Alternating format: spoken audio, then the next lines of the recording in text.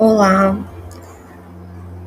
hoje o tema é sobre algo que eu tenho lido muito nesses dias e que traz uma reflexão muito forte. O autor, ele fala sobre autoconfiança, Napoleão Hill, e uma das frases que ele traz é: esforça-te o quanto quiser e não conseguirá ser feliz a menos que você acredite em si mesmo. E o próprio autor fala da falta de autoconfiança que ele teve. Apesar de ser um dos grandes autores, a maior parte dos seus livros são best-sellers no mundo todo, ele sofreu também com isso. Ele afirma várias questões acerca da autoconfiança. Ele fala que a falta dela é uma das maiores doenças do mundo de hoje. E ela é responsável por uma série de questões que a gente tem vivido, que é a falta de autocontrole, a procrastinação, o desespero, que são características da nossa sociedade, mas que vem muito dessa atitude mental negativa. E ao longo do livro que ele vem falando é que a indecisão também é um estado geral da humanidade hoje e que tem sido gerada muito pela falta de confiança, de autoconfiança. E é a razão pelo qual muitas pessoas não estão vivendo os sonhos que têm. Para ele, a autoconfiança é muito mais do que uma qualidade, né, uma característica. E até tem uma descrição que eu anotei para compartilhar com vocês, que ela é, na verdade, a autoconfiança, um estado de espírito por meio da qual encontramos oportunidades.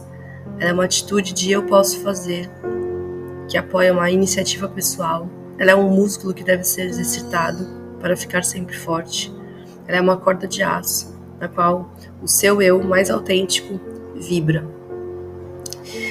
E o que ele traz, né, para nós, que é um motivo de diminuir a nossa autoconfiança. E aí é onde a gente tem que ficar muito atento. Se ela é tão boa e ela é tão importante para que a gente se mova para frente, e ele fala que é a característica mais importante, né, de uma pessoa. O que pode diminuir é a preocupação, a desesperança e o medo.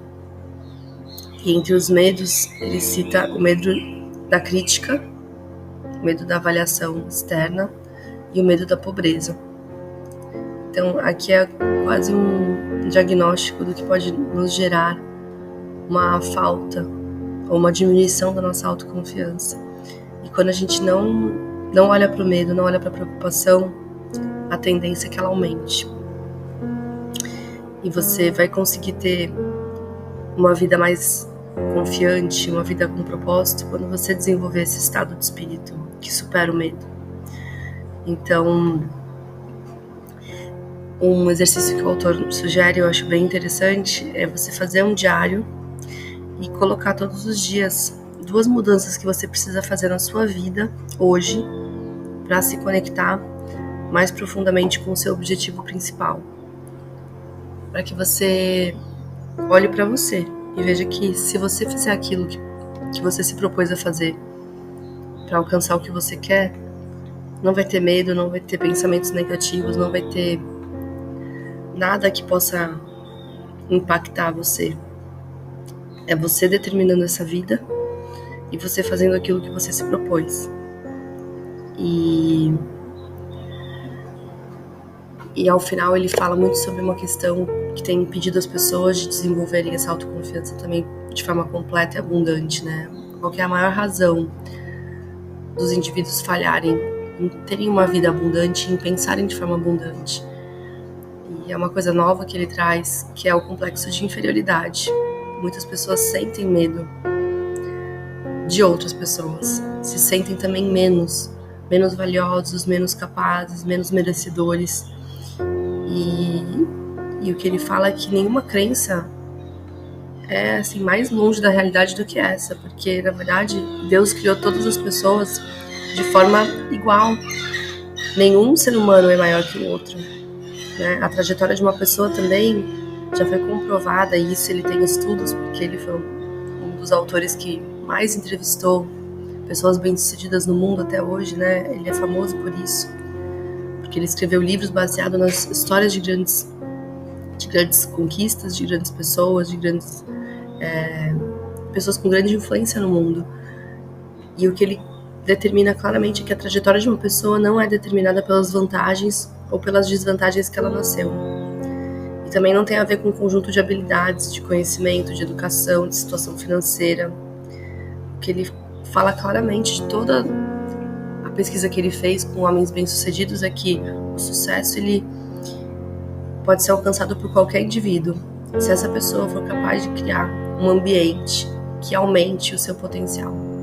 Então, primeiro você tem que conhecer o seu potencial, acreditar no seu potencial, e aí a mensagem final é que você precisa estar em ambientes que valorizem o seu potencial, porque imagina como deve ser triste você ter um potencial muito grande, você ter conhecimento desse potencial, então sua autoconfiança já está bem trabalhada, mas no ambiente onde você se colocou, esse potencial não é valorizado, esse potencial não é considerado, ou às vezes até o fato dele não ser aumentado, é um potencial que não é trabalhado.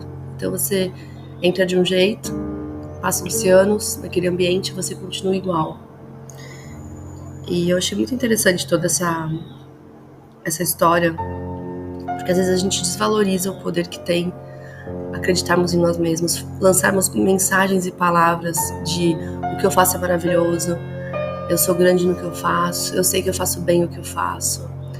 Eu acredito que no mundo, principalmente no Brasil, as pessoas têm vergonha de falar assim. Essa autoconfiança ela é muito julgada, mas é o que leva as pessoas para mais longe. E eu lembro muito de uma pessoa que hoje é bem conhecida e que tinha essa postura, e ele sempre fala isso, que se ele pudesse ensinar algo para os filhos e Deus só permitisse uma coisa, ele ensinaria: confie em você. E é o Joel J, para quem conhece, que era um atleta da escola onde eu estudava. Ele treinava natação junto com alguns amigos meus na época, quando nós estávamos no colegial. E ele tinha essa postura muito de confiar em si mesmo e não pensar mais em nada.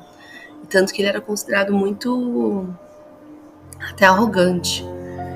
Porque a visão do brasileiro, uma pessoa que confia em si mesma, ela é confundida com uma pessoa que só pensa em si, que é arrogante.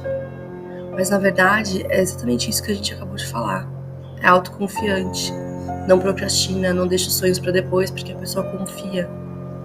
E quando nós confiamos em nós mesmos, não tem nada que possa nos parar, porque a gente dá menos atenção ao medo e às preocupações, e mais atenção àquilo que nós queremos conquistar.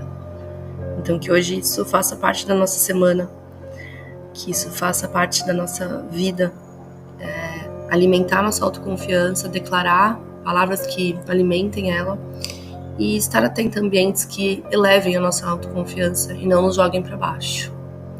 Faça um excelente dia.